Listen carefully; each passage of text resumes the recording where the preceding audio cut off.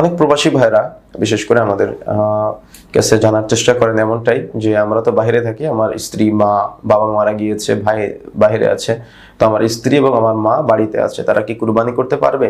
অর্থাৎ মহিলারা কুরবানি করতে পারবে কিনা।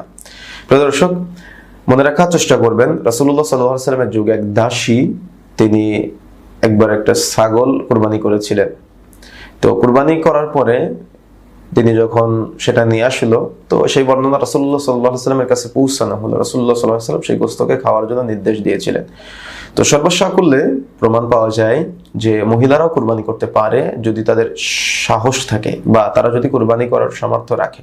অর্থাৎ অনেকেই তো ভয় পায় রক্ত দেখে, তো যদি তারা সামর্থ্যবান হয় কুরবানি করার জন্য, অর্থাৎ সাহস থাকে, তাহলে তারা অবশ্যই কুরবানি করতে পারে, কোনো সমস্যা নেই। তবে এটা হলো পুরুষালী কাজ।